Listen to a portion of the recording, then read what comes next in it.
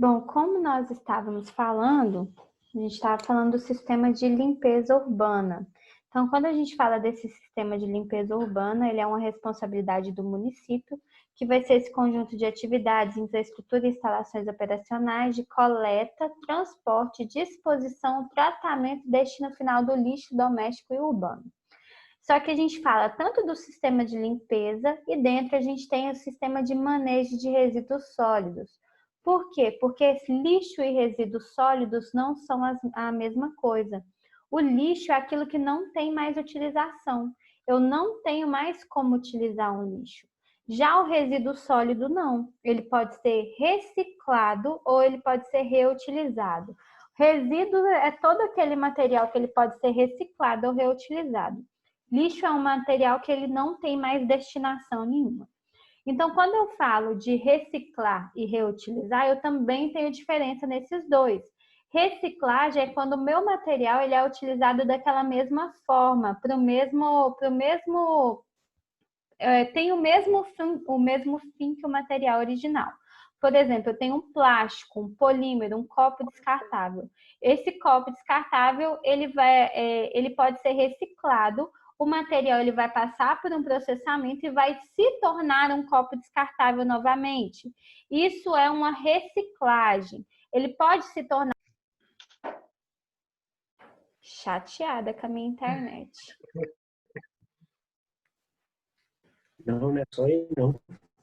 Também faz parte da internet. Então, vamos. Acho que é um caos. Vocês conseguiram escutar eu falar da reciclagem? Então, reciclar, eu vou utilizar o material, mas ele vai passar por um processamento. Quando eu faço a reutilização do material, eu não preciso fazer aquele processamento, como é o caso do pneu. Então, quando eu pego um pneu e vou fazer ele uma cadeira, eu estou reutilizando aquele material, mas eu não estou fazendo a reciclagem. Quando eu pego esse mesmo copo descartável e eu faço ele como um vasinho para plantar alguma coisa, eu não estou fazendo de novo. Paciência, meus caros, paciência vocês devem ter. Então, quando a gente pega o copo e utiliza para outro fim que ele não vai passar por um processamento, a gente chama que é uma reutilização. Então, a gente tem diferença entre reciclagem e reutilização e a gente tem diferença entre lixo e resíduo. Resíduo ele pode ser tanto reciclado quanto reutilizado e o lixo não. O lixo ele não tem destino final. Deixa eu compartilhar de novo.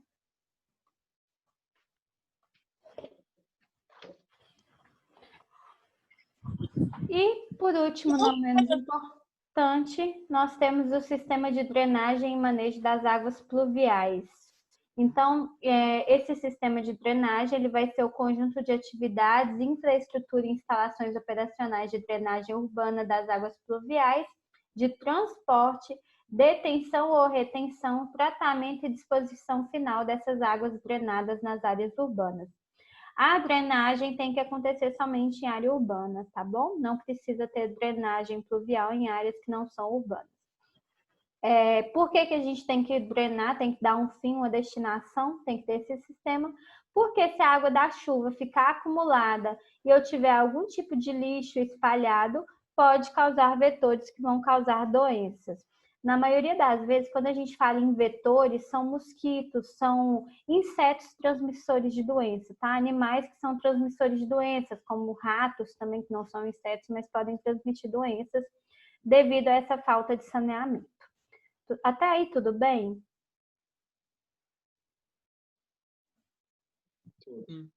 Então, vocês entenderam quais foram os 4 sistemas que fazem parte do saneamento básico? Bem entendido.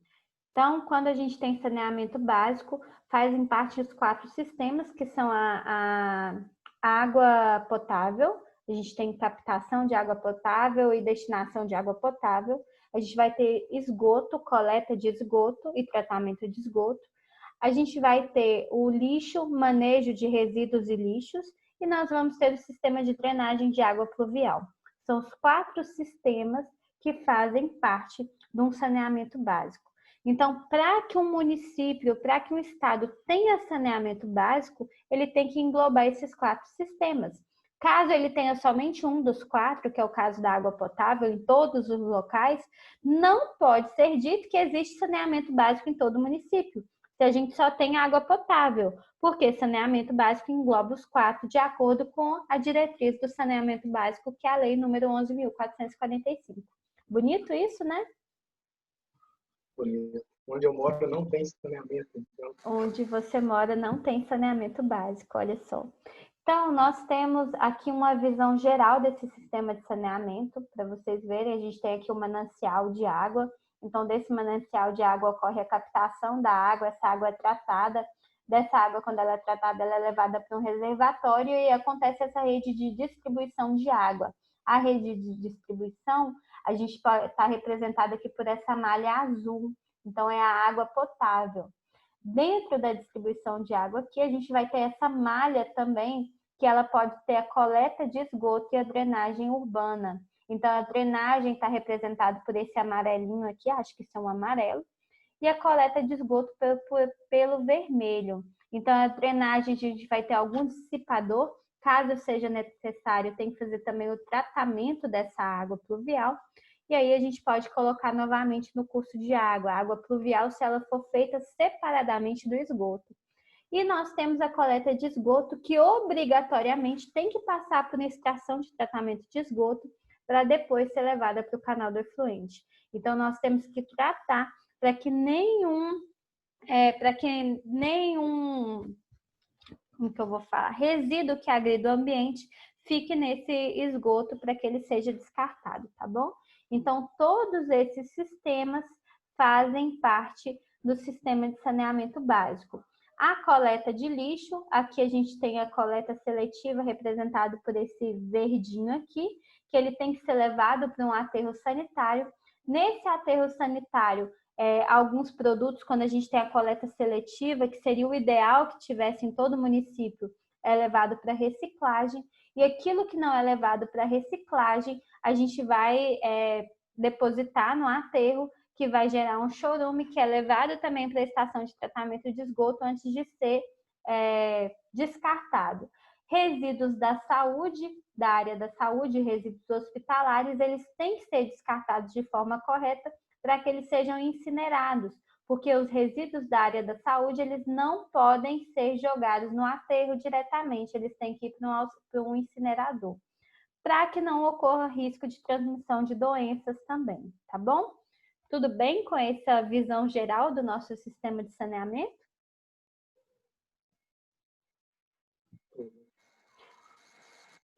E aí a gente vem com a pergunta, por que é importante fazer o saneamento básico? Então, nós temos o saneamento básico bem ligado com a qualidade de vida. Quanto maior o saneamento básico, a taxa de saneamento básico, maior vai ser a qualidade de vida das pessoas que vivem naquele local.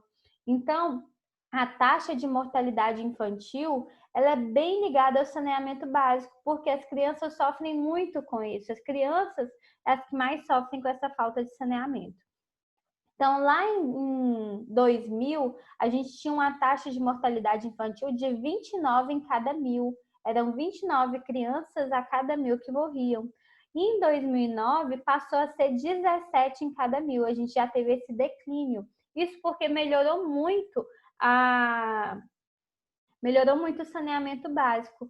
Depois que a gente teve essa lei das diretrizes do saneamento básico nacional, que foi em 2010, a gente teve uma redução ainda maior, que foi para 13,8 mortes para cada 1.000 crianças que nasciam. Então, em 2015, hoje em dia deve ter diminuído mais, mas eu não consegui dados mais atuais para vocês, tá bom? Depois eu posso procurar para ver se tem algum desse ano.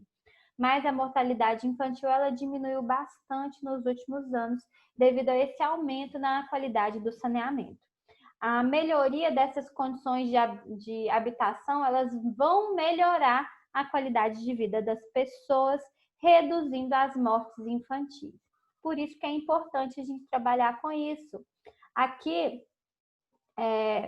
mais alguns dados para vocês verem. Então, no Brasil, em 2015, a gente tinha 13 mortes de crianças a cada 1.000. Só que aí, de acordo com os estados, a gente tem mais. Oi, gente.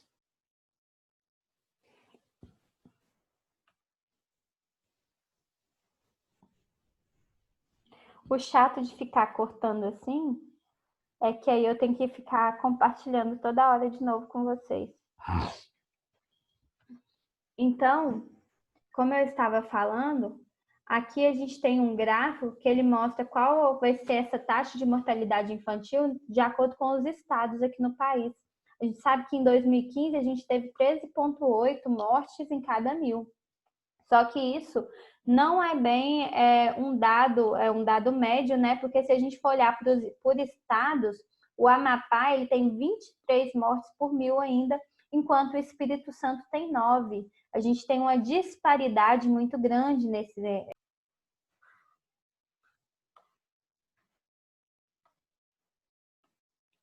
Gente, eu não sei o que está acontecendo de verdade. Minha internet não está dando sinal que está morrendo e o negócio só cai o tempo inteiro. Então, o que eu estava falando, a gente tem essa disparidade muito grande, onde no norte e nordeste a gente tem maiores índices de mortes infantis, enquanto nos estados do sul e sudeste a gente tem um menor índice. Isso que faz com que a nossa média seja lá em 13,8. Além da mortalidade infantil, a gente tem as taxas de expectativa de vida. Então, a expectativa de vida do brasileiro ao nascer, quantos anos eu vou viver? Então, nós temos essas taxas também muito bem ligadas com o saneamento básico. Quanto maior o índice de saneamento básico nos estados, maior vai ser a expectativa de vida do brasileiro. Então, no sul, a gente tem uma expectativa de 77,8 anos. No centro-oeste, 75 anos. E no norte, nós temos uma expectativa de 72 anos.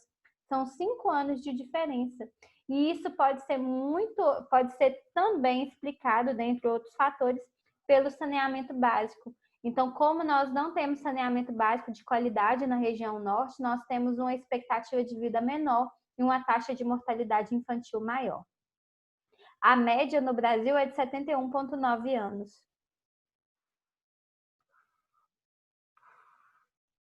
E aqui eu coloquei para vocês um gráfico que ele vai mostrar, um mapa que ele está mostrando qual que é o índice de atendimento total de água, o quanto de água potável chega em cada região. Então, nós não temos nenhuma região crítica com menos de 40% de água potável, mas nós temos regiões como no Pará e no Amapá que tem um índice de abastecimento urbano entre 40% e 60%. Na região do Amazonas, a gente tem entre 80% e 90% de abastecimento de água nos municípios. E aí nós temos outras. Nós somos abençoados porque nós temos mais de 90% de abastecimento de água potável aqui na nossa região. Então, no Nordeste, alguns estados do Nordeste, Centro-Oeste, Sudeste e Sul, nós temos mais que 90% de índice de atendimento urbano com água. No norte é onde nós temos a menor quantidade de abastecimento de água. O que isso significa? Que água potável não chega para essas pessoas. Então, nem todas as residências nesses municípios a gente tem água potável chegando. Nem pelo consórcio distribuidor de água, nem por poços artesianos, porque os poços eles não são de qualidade, a gente não pode considerar aquela água potável, tá bom? O índice de atendimento total de esgoto ainda é maior, ainda é pior a situação. Então, no Pará,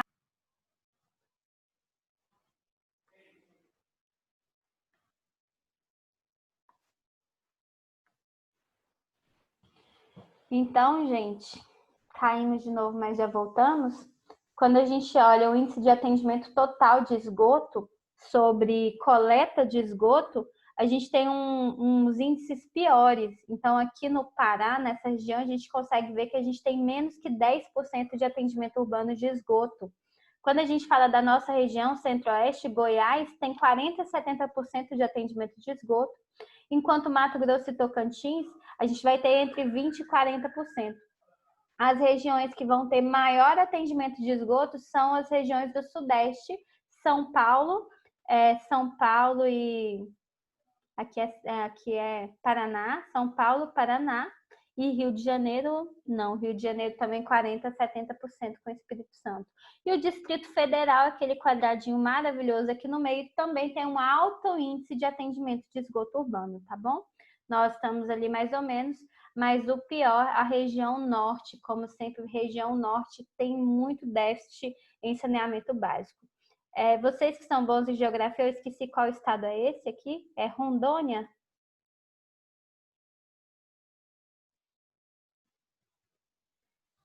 Sim. Rondônia, né? Que aqui é Roraima, que é Rondônia, ótimo. Então, em Rondônia também a taxa de saneamento básico é bem pequena. Tá aí tudo bem? Todo. Então, aqui nesse gráfico, vocês conseguem entender um pouco melhor isso. Nós temos aqui, as barras azuis são são atendimento com água, em porcentagem, coleta de esgotos em amarelo e tratamento de esgoto gerado em verde. Então, na maioria das regiões, a gente tem uma coleta de esgoto, mas o tratamento de esgoto não chega a acontecer de forma tão eficaz. Na região Nordeste, a gente tem o tratamento maior do que a coleta. Na região Norte também. Por quê? Porque existe uma pequena porcentagem de tratamento, de coleta. Nós quase não temos coleta de esgoto nessa região. Então, além de ter pouco atendimento com água potável, a gente tem uma coleta de esgoto ineficiente na região, tá bom? Na região Sudeste, nós temos abastecimento de água, a gente tem coleta de esgoto, 65% de coleta de esgoto. O que é pouco? O tratamento. Então, no Sudeste, a gente ainda tem um pouco tratamento de esgoto em função da coleta, da quantidade de coleta. Região Sul, Centro-Oeste, nós temos esse esgoto, a mesma quantidade que é recolhida, é tratado. O que vai ser diferente é porque é pouco ainda pela quantidade que deveria ser, tá bom? No Brasil, a média é que a gente tem 81% de atendimento de água, 42% de coleta de esgoto e 32% do esgoto coletado é tratado.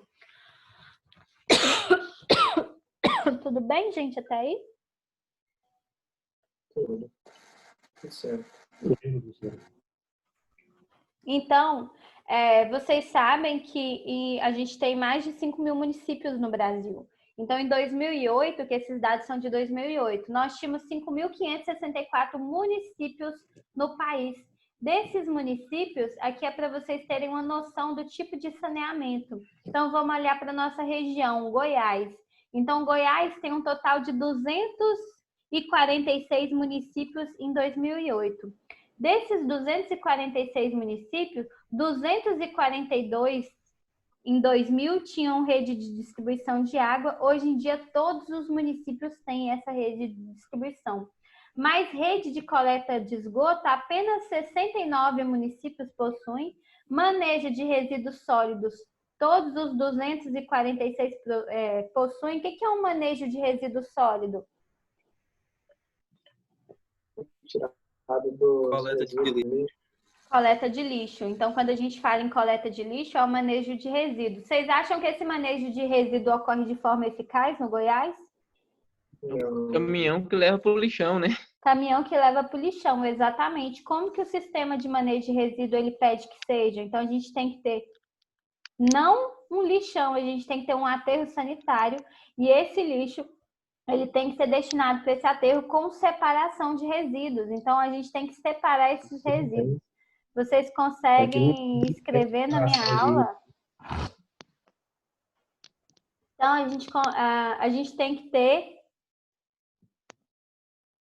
essa coleta de resíduos e essa separação dos resíduos. Sabe, quando há um tempo atrás foi pedido que todo mundo separe...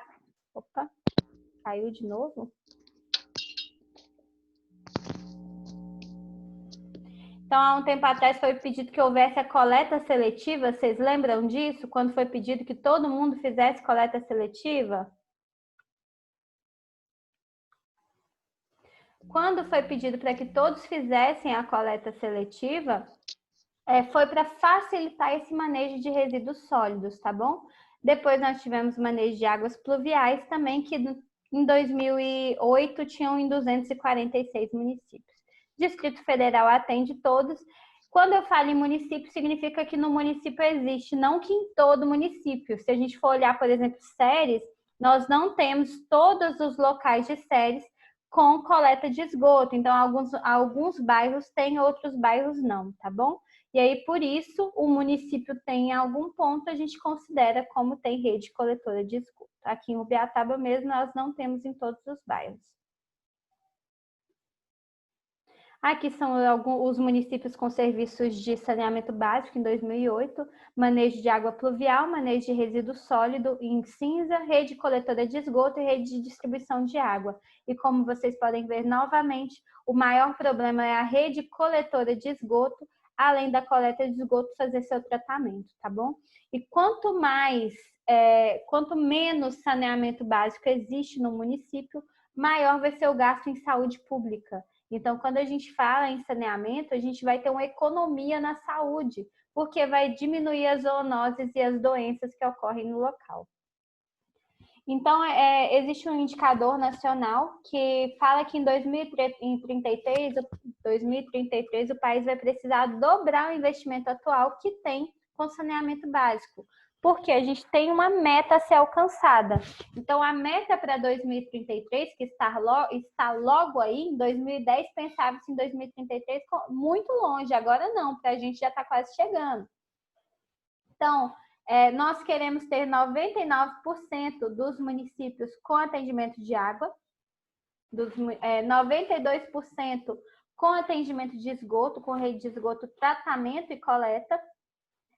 Hoje em dia são 55% somente. 43% hoje a gente tem de tratamento de resíduos sólidos, a gente quer chegar a 86%. E as perdas de água na distribuição, a meta era que se chegue a 31%, porque existe muita perda de água, então a gente quer reduzir essa perda. Hoje em dia ela é de 37%, tá bom? Hoje não, em 2015.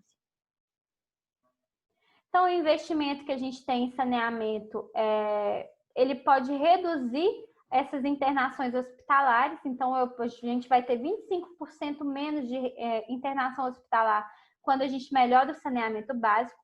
Isso pode reduzir também 65% a mortalidade devido às infecções gastrointestinais. O que é uma infecção gastrointestinal? É aquela infecção que a gente tem por beber água maltratada, por comer alimentos mal lavados. Então, isso pode ser reduzido também pela melhora do saneamento básico. Existe uma pesquisa que ela fala, deixa eu ver se eu coloquei aqui para vocês. Está lá no fundo. Fala, para cada real investido, a gente tem aqui, para cada dólar investido em saneamento, a gente vai economizar 5 dólares nos anos seguidos em saúde.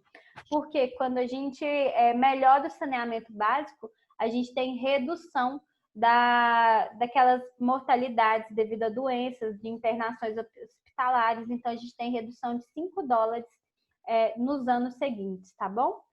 Tudo bem, crianças, até aí? Então, como eu disse para vocês já, o lixo, ele é qualquer material sem valor ou utilidade, e o resíduo, ele vai ser um material que ele vai ter um valor associado. Ele pode ser reutilizado ou reciclado. Quando a gente fala de disposição e tratamento de resíduos sólidos, a gente está falando nisso, na coleta seletiva, na separação do lixo e na destinação adequada desse lixo. Se o material é um resíduo sólido, ele não tem que ser levado a um aterro sanitário. Esse material ele vai ter que ser levado para um posto de reciclagem e reutilização. Só um instantinho.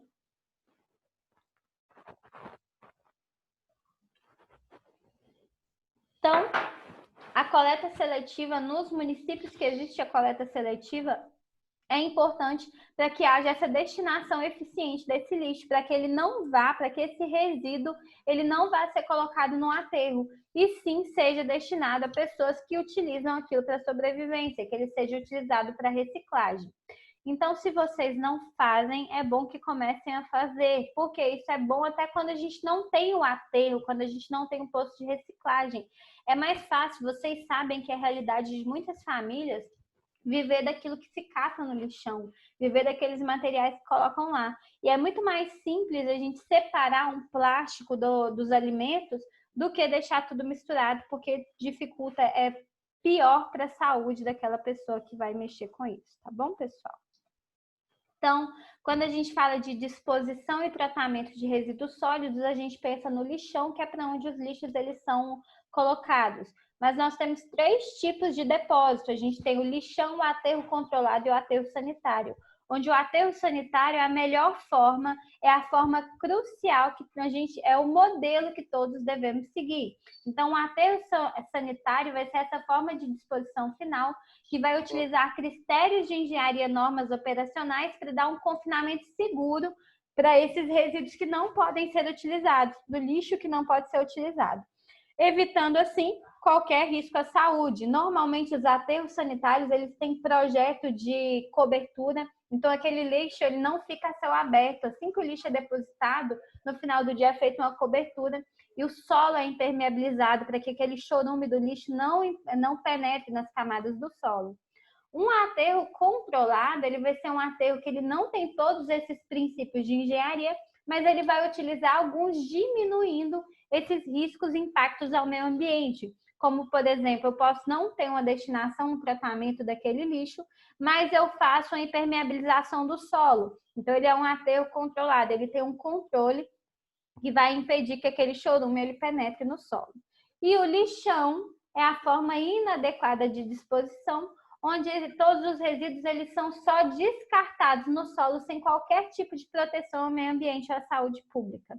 Na maioria dos nossos municípios ocorre o lixão. Então, a grande maioria dos municípios vão ter lixão, eles não têm o aterro sanitário. Então, aterro controlado já começa a ser realidade em alguns, mas um aterro sanitário mesmo a gente ainda não tem, tá bom? Sério, vocês sabem se é lixão ou aterro controlado? Uhum. Então, a gente tem aqui um dado que nós temos 195.452 toneladas por dia de lixo que são recolhidos. Desses, 58% vão para aterros sanitários, 24% em aterros controlados e 17% em lixões. Com isso, a gente vê que 41,6% desse lixo ele é destinado inadequadamente, porque não é levado para um aterro sanitário, que seria o destino mais adequado desse tipo de lixo, tá bom? No aterro, a gente vai ter o tratamento daquele chorume, a gente vai ter impermeabilização do solo, a gente vai conseguir tampar o lixo para que não tenha vetores transmissores de doenças. No panorama dos municípios, a gente tem, deixa eu pegar aqui o índice de abrangência que tem, então 80% de coleta de resíduos, 93%, 94%, 97% no Sudeste, é a região que mais tem coleta de resíduos sólidos. No Distrito Federal, faz-se hoje a coleta seletiva, então o caminhão de lixo ele passa 2 vezes por semana, uma vez passa o lixo comum, o outro dia passa o da coleta seletiva. Isso já acontece no Distrito Federal, já tem uns 10, acho que é desde 2010, desde quando veio essa lei regulamentadora. Então, desde 2010, no Distrito Federal ocorre coleta seletiva, mas nas outras regiões do Goiás, a gente tem lixão ainda não acontecendo aquele aterro, que é o aterro controlado ou o aterro sanitário, que seria o melhor. Somente algumas regiões é que elas apresentam aterro sanitário com essa operação bem regulamentada. Aqui na nossa região, que é de Séries e do entorno, a região que apresenta o aterro sanitário vai ser Goianésia e Anápolis. Todas as outras possuem lixão. E essa região aqui, Carmo do Rio Verde, não respondeu qual que ela apresenta. Tudo bem até aí? Tudo. Tranquilo, né? Nossa matéria. Onde vocês vão atuar? Então, o engenheiro civil, ele atua dentro do projeto das estações de tratamento de água, estações de tratamento de esgoto. Então, na construção dessas estações de tratamento, o engenheiro civil também pode atuar. e durante a operação. Então, vocês podem atuar tanto na construção do projeto e na operação dessas redes de saneamento básico. Tudo bem? Beleza. Beleza, né? Beleza. Então, gente,